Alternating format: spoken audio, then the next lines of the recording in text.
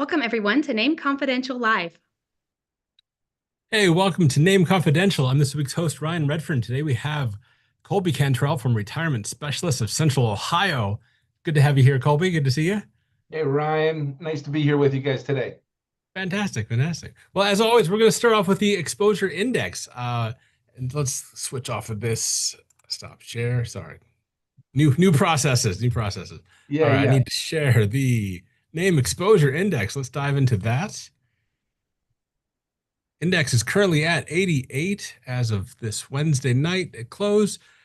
Colby, do you contribute to this index? Yeah, we do contribute to that. In fact, I was glad to see that the other day, I think on Thinkorswim on Schwab. So I think it's pretty powerful that this is connected to some of those high-end trading that people do in the market.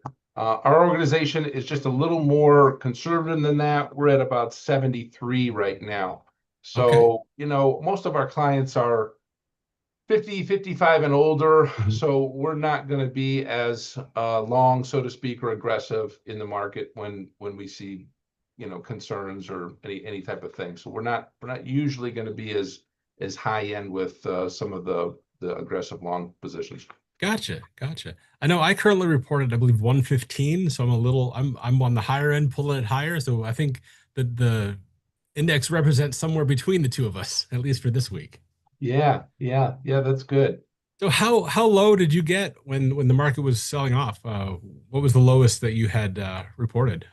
We were in the 40s back then, so we were, still hanging in there, waiting for some things. But I think our drawdowns were, like a lot of our stuff tracks the Nasdaq 100, Hmm. and so when we move to cash or we move to positions to hedge against the downside, it doesn't take too many negative days in a row before we kind of, we've kind of hit our limit, so to speak, with it. And so what that does is we miss sometimes the upside because we're just a little more conservative with downside funds.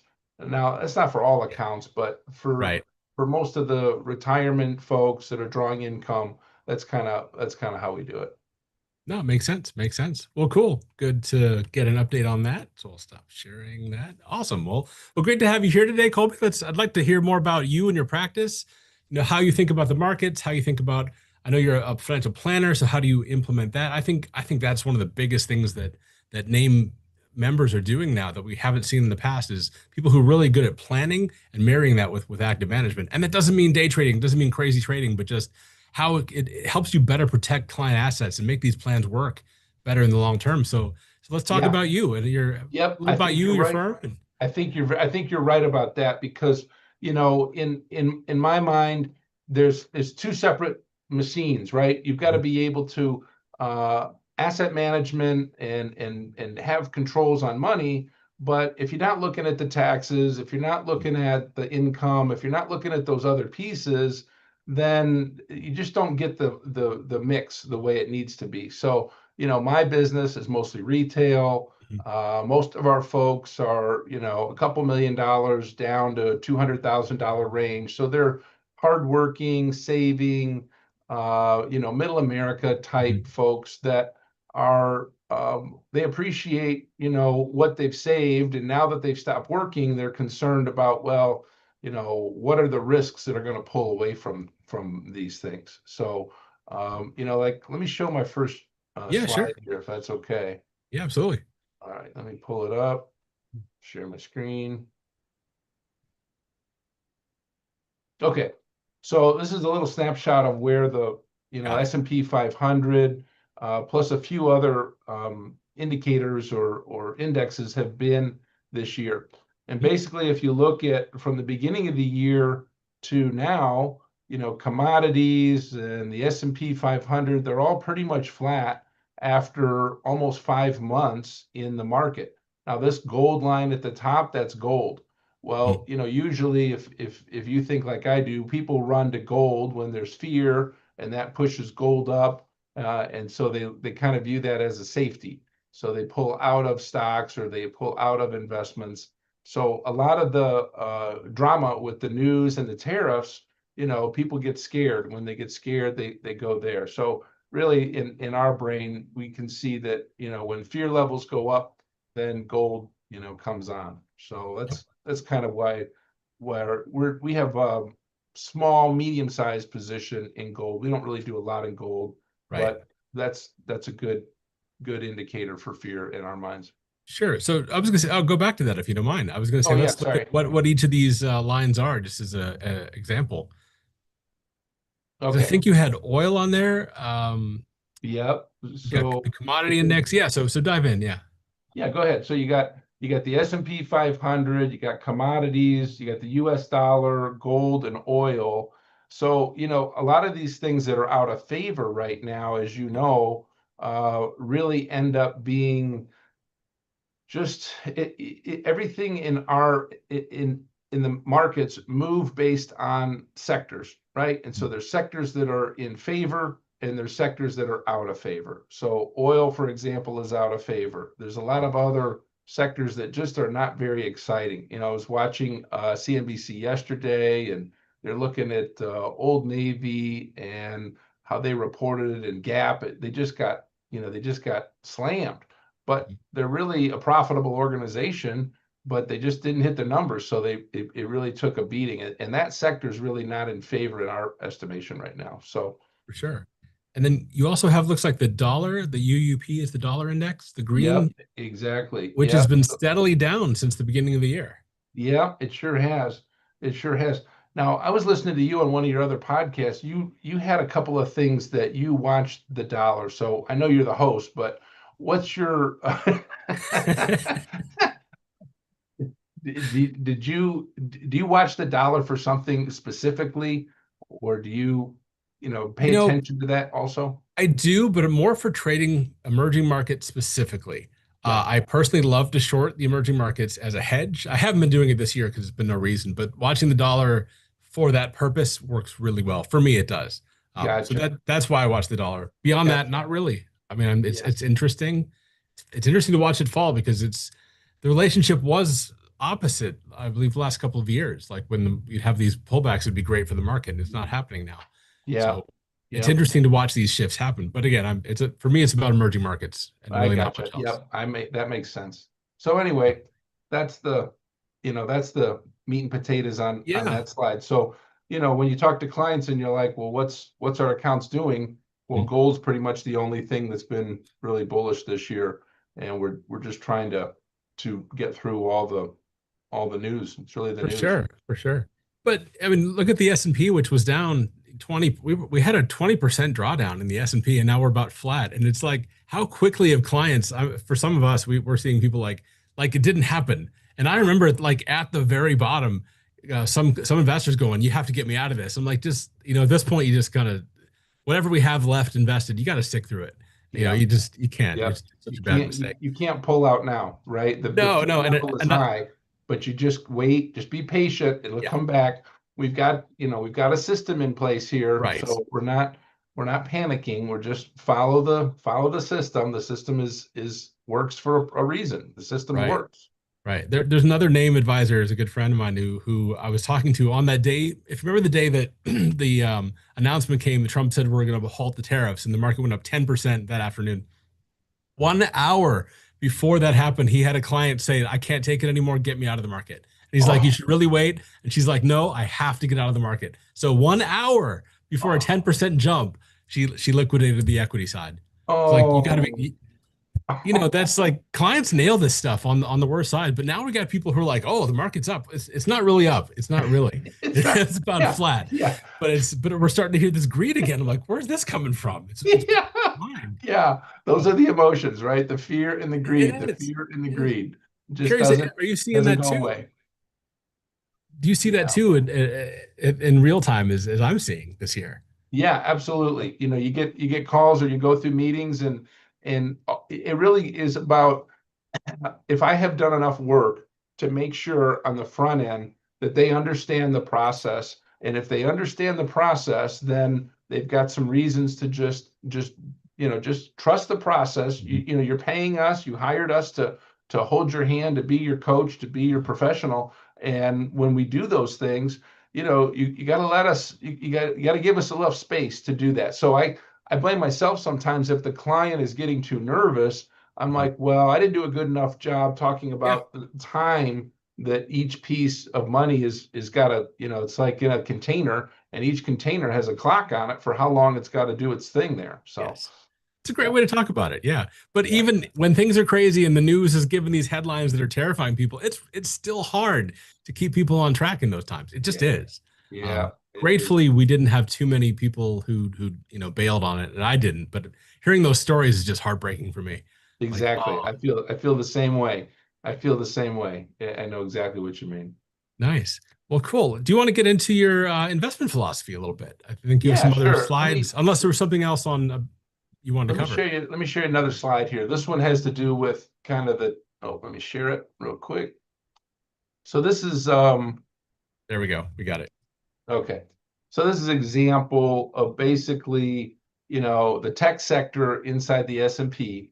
And this chart really is, as you can see, it's a pretty simple chart. It just Mhm. shows, are we in the middle, or are we high on bullishness, or are we low, or is fear in who's in the driver's seat?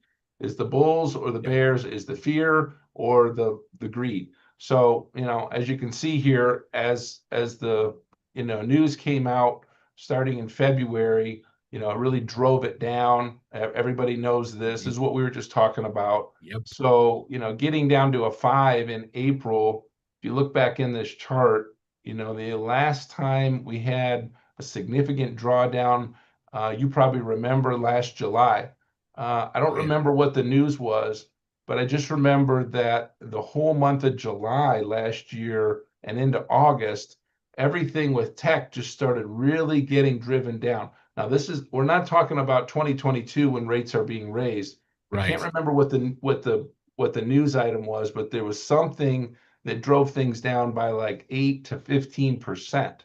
Do you remember what that was in the market back then? That was I like last summer. So, Yeah, that's just so far. I don't think my memory goes back that far anymore. but But yeah, so what happened though is just like now, it rebounds mhm. based on whatever the issue was. So, when you look at this red line and you say, well, how far oversold, how much fear is in position?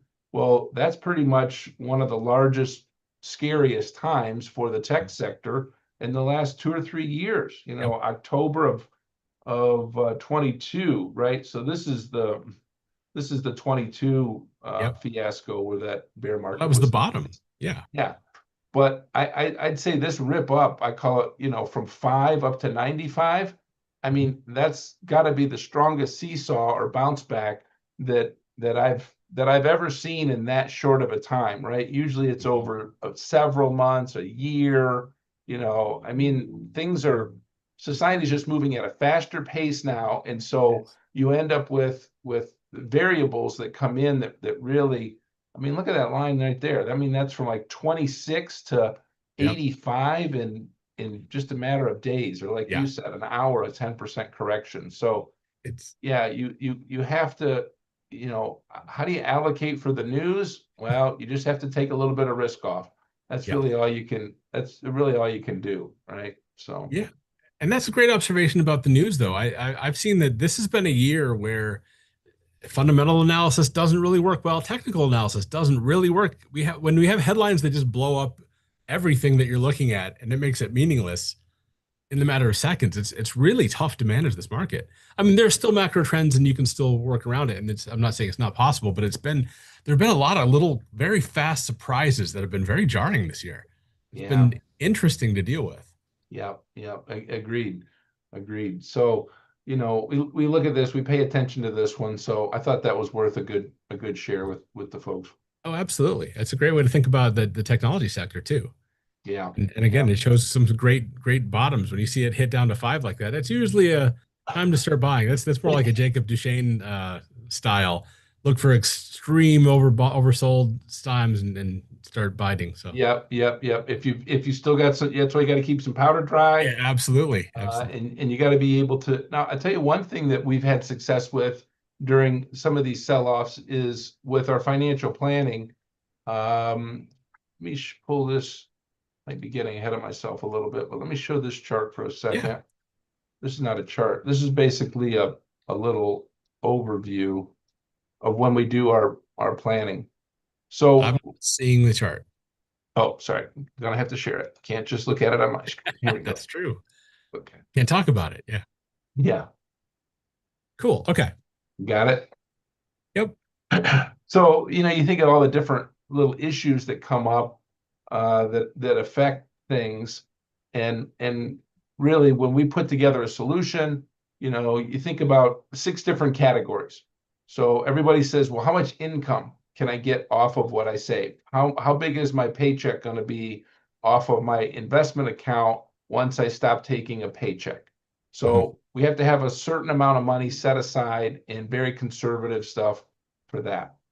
But when, I don't know if you've noticed this, but most clients now, I'd say have most of their retirement dollars in the pre-tax category. Mhm. Have you noticed that? Oh yeah, Yeah. absolutely. So if it's almost all pre-tax, well, then there's a need for some conversions. We're gonna have to pay the tax sometime. So when do I pay the tax? Well, one thing that we've been doing for a couple of years now is we watch and we prepare for these market times when things are oversold or you get a 10, 15% sell-off. And if we've already had the conversation a couple of times, well, then we've done some tax planning and we know that there's a piece of money that the client's going to break off and convert and pay the tax on, so that when the rebound comes, that piece of money, hopefully somewhere in the sell-off, will have converted that piece of money.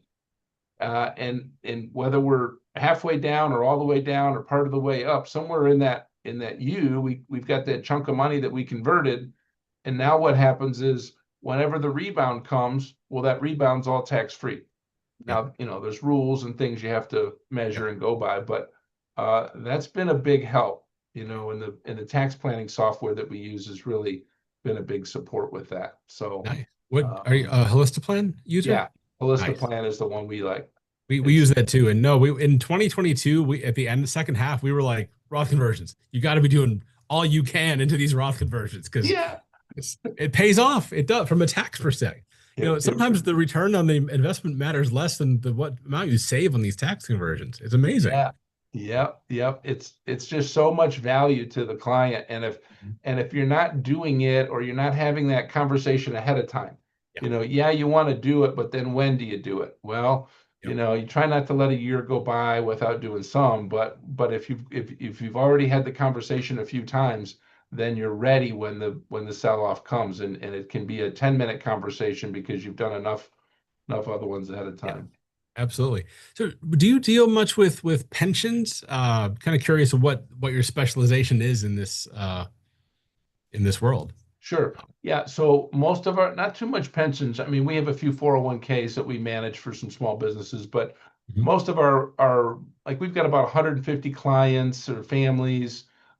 Most of them, like I said before, are retail clients, anywhere from a couple 100,000 to a couple million. So they're hardworking, folks that usually had some substantial job, or they were self-employed or something like that. And so investments in the market is really not their forte, and they usually have a demand for income, right? They're either at retirement, or they're getting ready to retire, or they have a couple of years before they retire. So this is our little system here. Basically, it's a modified version of the bucket system.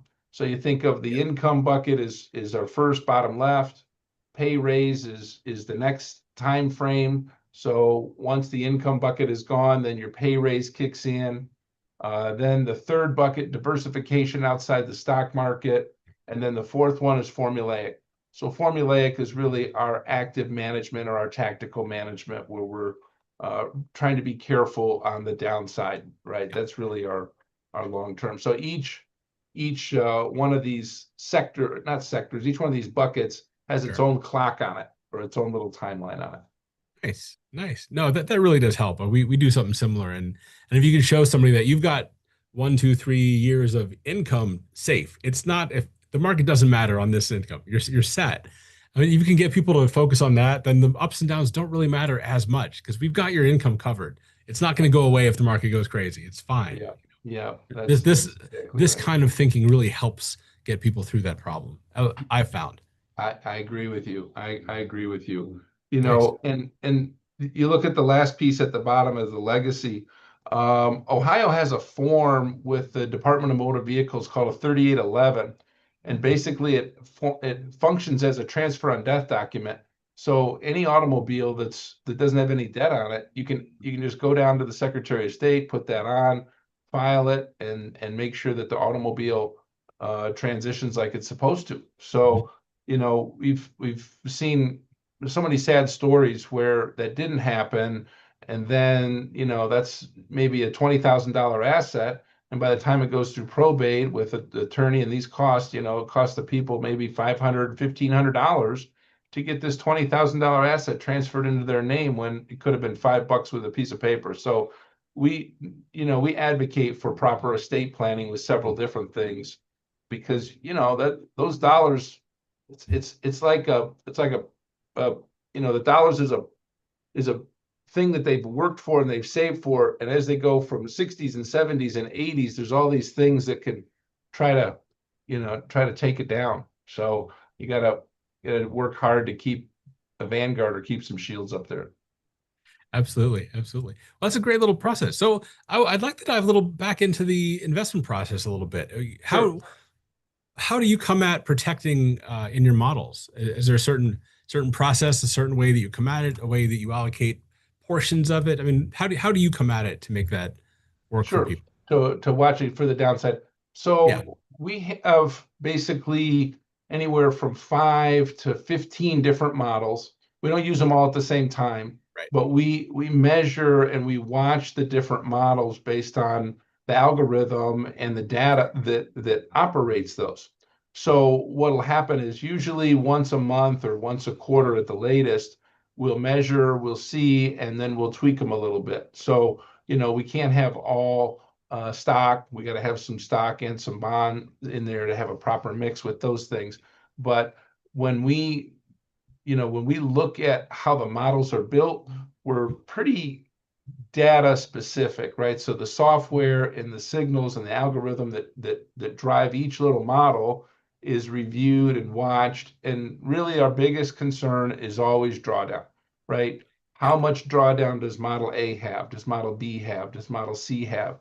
And as it's getting closer to, the parameters, well, you put it on the watch list, or maybe it goes on the shelf for a while. Maybe you take it off of the rotation, so that if there's really 4 to 6 models that we're really using at a time, then there's 8 to 10 of them on the bench. And so sometimes we'll rotate, we'll swap them out like that. Nice. So Nice. that's What how kind we of do it. time frame are you doing that on? So the time frame that we do that with is, so we back test it. We look at the algorithm that comes through, but as the monthly drawdown gets higher and higher, well, then it's like a baseball player. And if the baseball player keeps striking out, keeps striking out, keeps striking out, you're like, okay, man, you're in the red zone here. So now that you're in the red zone, you're coming out of the rotation and you're Sure. going on the bench. And so once you're on the bench, you're not in the client portfolio.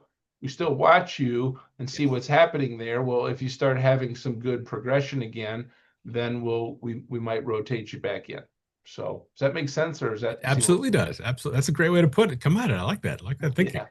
Yeah, yeah. Do you implement things like inverse funds to do hedging, or are you more just like a risk on, risk off We'll approach? do a little bit of that, not too much of that. I mean, that's really a rare time in a year when we would have more than just a handful of trades that would do that. Yeah. So, and if it is inverse, usually it's for a pretty small percentage of because it's just hard to Mhm. make money on the downside and to be consistent. I mean, the market is built to go up long term. So Right. it's not really, it's just a bridge too far to start getting into that more than just a Sure. couple of times a year if things are really like big signs, okay, small percentage for a couple of days or so, but that's about it. So Gotcha. Well, I yeah, know personally that we found that years like 2022, having a hedge is fantastic. Well, especially when you're like, I still love the S&P. I think it's the strongest index, but I hate emerging markets. Go back to the dollar. Oh, hey, I can short a little bit of this, and I'm not really sure. I know I don't think of it as I'm taking a short position, but I'm really hedging my long. And you yeah, can still do okay on the spread between the two. So I found that that's a better way to come at the inverse funds than just like straight up, I'm shorting this market. We're going to make money when it falls. Let's just protect, hedge the stuff that I still love with something I think is just garbage. yeah. That's a great way to say it. That's a great way to say it, because you can always make money when you see an opportunity with something that's really just falling off the table. But Yep, those opportunities are just like little windows, and they close quick. So absolutely. You got to treat it like a trade, not as a position. You've really got to right, be on yeah, it for that's for sure. But it exactly does right. have, I find it really does help in those environments when things are Yeah, just off the cliff. So, well, cool. I that's think you have an y- investment quote. We used to like to end with those, and I think you got one for me. yeah, I sure do. So let me show you this one. Let me pull it up on my slide here. Share the slide. So, most people know Paul Tudor Jones and some of the amazing things that he's done over the years. But basically, what's his quote saying? It says 90% of any great trader is going to be risk control. So, our models, and that's why I said before, it's all about downside. And if that algorithm and that model is not moving like it should, they go on the bench for a while, because really it's about the downside control. That's our Yep. focus with that. So Yep. yeah, I thought that was words to live by. I love Have it. you heard that one before? Yeah, I have. I have. No, I completely agree with that. I think we've discussed multiple ways that you can come at doing that within your model. So I think that's fantastic. Way to wrap that Yeah, up. it's a good one. And I know we NAAIM has a conference coming up in, I think it's November. Where's my date? First week of November, I believe. Of course, I don't have it here. November 3rd and 4th in Chicago, Illinois. It's the Outlook Conference. Are you going to be there? Oh yeah, yep. We're in Central Ohio, so that's Oh, that's a easy. short flight over there. I know. I used to live in Chicago for many years, Oh, yeah. so yeah, I'll be happy to be there, and maybe we can play some pickleball. Oh, right, right. I think that's usually in the spring conference, though. The Outlook's a little bit shorter. Oh, that's true. It's just It's it's just yeah, all no fun, all yeah, it's work. all network and just kind of hanging out. Yeah, It's more peer to peer though, and I really enjoy that. I think you have I do really too. good Yep, conversations. I'm It's looking less forward about to it. the sponsors, and I love the sponsors. They make us happen, but it's a little more, guys like us hanging out, talking together, comparing ideas, and that's so beneficial. I get Yep. so much out of it. This is one of my favorites, quite Yeah, possibly my favorite of the year. So, I agree. Well, but I thanks so agree. I much love for having pickleball. me. This has been great. This has been great. The slides and the conversation's been wonderful today. Fantastic, fantastic. Well, I think we're all good. Thanks for being here today, and we'll